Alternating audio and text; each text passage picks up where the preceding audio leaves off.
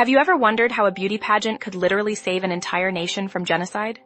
The Book of Esther contains one of history's most dramatic stories of courage, divine providence, and political intrigue that reads like a Hollywood thriller.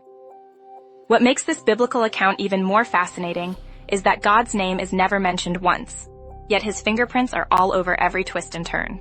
Picture ancient Persia, the most powerful empire on earth, stretching from India to Ethiopia.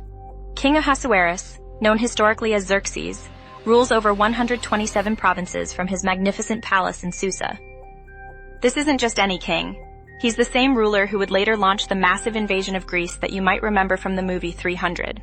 Our story begins with the ultimate party gone wrong. The king throws a 6-month celebration to display his wealth and power, followed by a 7-day feast for everyone in the capital. On the final day, drunk and wanting to show off his beautiful Queen Vashti to his guests, he commands her to appear wearing her royal crown. But Vashti refuses, creating a scandal that rocks the palace. The king's advisors panic. If word spreads that the queen defied her husband, women throughout the empire might start disobeying their husbands too. Their solution? Banish Vashti forever and find a new queen. This sets up what becomes the ancient world's most consequential beauty contest. Enter Esther, a young Jewish orphan living in Susa with her older cousin Mordecai, who raised her as his own daughter. When the king's officials gather beautiful young women from across the empire for the royal selection process, Esther is chosen. But here's the crucial detail. On Mordecai's advice, she keeps her Jewish identity completely secret. After a full year of beauty preparations, Esther wins the king's heart and becomes the new queen. She's now in the most powerful position any Jewish person has held in centuries, but nobody knows she's Jewish. This secret becomes the linchpin of everything that follows. Meanwhile, Mordecai uncovers an assassination plot against the king. He reports it through Esther, the conspirators are executed, and Mordecai's loyalty is recorded in the royal chronicles. This seemingly minor detail becomes critically important later. The story's villain emerges when the king promotes Haman to his highest position. Everyone must bow when Haman passes, but Mordecai refuses, likely because bowing would compromise his worship of God. This infuriates Haman, and when he discovers Mordecai is Jewish, he decides to destroy not just Mordecai, but every Jew in the empire. Haman manipulates the king brilliantly. He tells Ahasuerus there's a scattered people throughout the kingdom with different laws who don't follow royal decrees. Without even asking who these people are, the king gives Haman permission to annihilate them and seals the order with his royal ring. The date chosen by casting lots is the 13th day of the 12th month.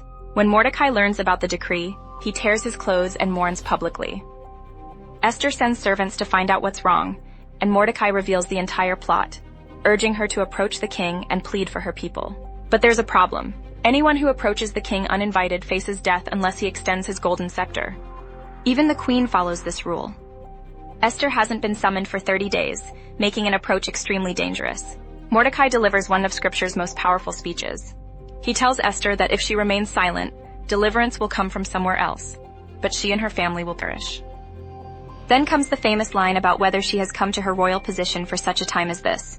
Esther asks all Jews in Susa to fast for 3 days, and she'll do the same before approaching the king. Her response shows incredible courage. If I perish, I perish.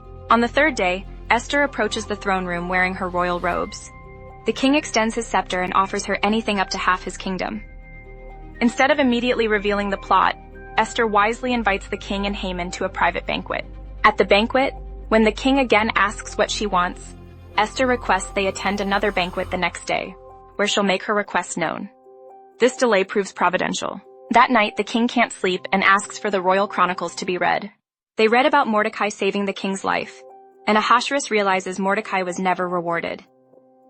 When Haman arrives the next morning, planning to ask permission to hang Mordecai on the gallows he built, the king instead asks how to honor someone who deserves recognition.